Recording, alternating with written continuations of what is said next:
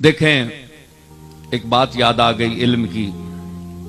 ایک شخص نے کہا وہ داری تھا، منکر، اللہ کا منکر تھا. وہ کہتا ہے زمین آسمان اسی طرح بنے ہوئے ہیں اور چلتے جائیں گے. اس نے کہا کہ ہر مجعول کے لیے جائل کا ہونا ضروری ہے، ہر مخلوق کے لیے خالق کا ہونا ضروری ہے، ہر مصنوع کے لیے صانع کا ہونا ضروری ہے. تو اللہ جس کو تم اللہ کہتے ہو، اے علی تم بتاؤ کہ اگر اس نے اس پوری کائنات کو بنایا ہے، ذرے سے آفتاب تک تمام اشیاء کو بنایا ہے، تو پھر اس کا اپنا خالق کون ہے؟ اس کو کس نے بنایا؟ مسلمان تو خاموش ہے، وہ کہتا ہے کہ وہ اپنی ذات سے قائم ہے، اس کا کوئی خالق نہیں، لم یلد ولم یولد.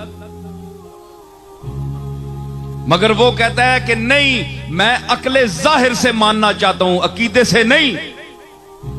اگر میں قرآن کو مانتا تو پھر قرآن نے جو کچھ کہا ہے وہی میرے لیے کافی ہوتا.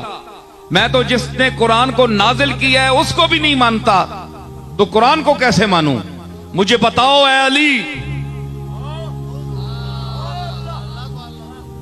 بتاؤ تمہیں جو شہر علم کا دروازہ کہا گیا ہے، نبی نے اپنے علم شہر کا تمہیں دروازہ کہا، تو اب دروازہ ہونے کا ثبوت دو. فرمایا مولا کائنات بولے، فرمایا نہیں مانتا کہ ہر بنانے والے کے لیے ایک بنانے والا، پھر اس کا بنانے والا، پھر اس کا بنانے والا. یہ تو دور و تسلسل ہے، یہ محال عقلی ہے، یہ تو ہو ہی نہیں سکتا. اس کی تو پھر کہیں رکاوٹ ہی نہیں. پھر اس کا بنانے والا، پھر اس کا، پھر اس کا، پھر اس کا، یہ ساری عمر تسبیح پڑھتے رہو. یہ تو محالات عقلیہ سے ہے. اس نے کہا نہیں، مجھے سمجھاؤ، بات سمجھاؤ. فرمایا گنتی آتی ہے، سنو علی کی ہے علم کی بات.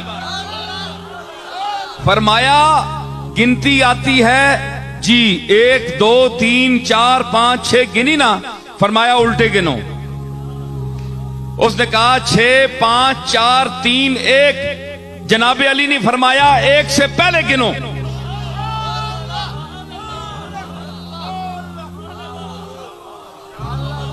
بھائی آگے تو جا رہے ہو نا، 1 2 3 4 5 ہزاروں تک، لاکھوں تک، پیچھے گنو.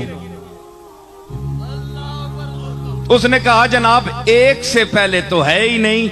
آپ نے فرمایا کہ بے وقوف، یہی تو علی کہتا ہے کہ اس ایک وحدہ لا شریک سے پہلے کوئی ہے ہی نہیں.